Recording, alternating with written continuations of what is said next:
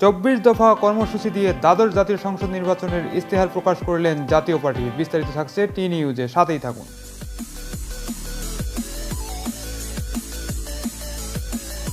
দ্বাদশ জাতীয় সংসদ নির্বাচনের 24 দফা ইশতেহার প্রকাশ করেছে জাতীয় পার্টি তথা জাপা।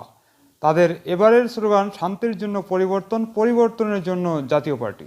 গতকাল বৃহস্পতিবার দুপুরে রাজধানীর বনানীতে জাপার চেয়ারম্যান কার্যালয়ে দলটির মহাসচিব মুজিবুল হক ইশতেহার ঘোষণা করেন।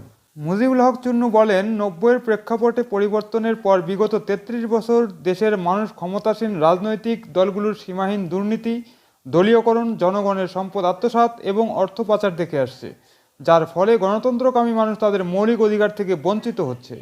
বাংলাদেশে 18 কোটি মানুষ মৌলিক ও গণতান্ত্রিক অধিকার প্রতিষ্ঠার জন্য দুর্নীতিমুক্ত সমাজ, দলীয় প্রভাবমুক্ত প্রশাসন, সুশাসন ও অবাধ সুষ্ঠু নির্বাচন দেখতে চায়। বাস্তবে বিগত শাসকরা তার প্রতিফল দেখাতে ব্যর্থ হয়েছে, যোগ করেন তিনি।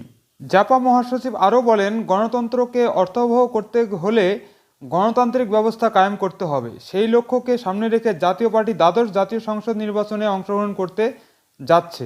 জাতীয় পার্টির ইশতেহারে রয়েছে প্রাদেশিক ব্যবস্থা প্রবর্তন, নির্বাচন পদ্ধতির সংস্কার, পূর্ণাঙ্গ উপজেলা ব্যবস্থা প্রবর্তন, সুশাসনের জন্য বাংলাদেশ, বিচার বিভাগের স্বাধীনতা ও মামলা জটের অবসান, শিক্ষিত অশিক্ষিত বেকার যুবকদের কর্মসংস্থান, স্বাস্থ্যসেবা সম্প্রসারণ, শিক্ষা পদ্ধতির সংশোধন, সন্ত্রাস দমন ও মাদকের বিরুদ্ধে কঠোর ব্যবস্থা, ইসলামের আদর্শ ও ধর্মীয় মূল্যবোধ, সর্বোচ্চ ভর্তুকি দিয়ে কৃষকের কল্যাণ সাধন, খাদ্য নিরাপত্তা, নদী সংরক্ষণ ও ভাঙন রোধে ব্যবস্থা, জ্বালানি ও বিদ্যুৎ খাতে স্থিতিশীলতা, শিল্প ও অর্থনীতির অগ্রগতি সাধন, ধর্মীয় সংখ্যালঘু জনগোষ্ঠীর স্বার্থ সংরক্ষণ, পররাষ্ট্র নীতিতে সবার সঙ্গে বন্ধুত্ব, নারী ও সমাজের কল্যাণ সাধন, জলবায়ু পরিবর্তন ও নবায়নযোগ্য জ্বালানি, আর্থিক প্রতিষ্ঠান, মুদ্রানীতি, রাজস্ব নীতির সংস্কার, গুচ্ছগ্রাম পথকলি ট্রাস্ট পুনঃপ্রতিষ্ঠা, রেশনিং চালু, যোগাযোগ ব্যবস্থার সংস্কার ও অভিবাসন।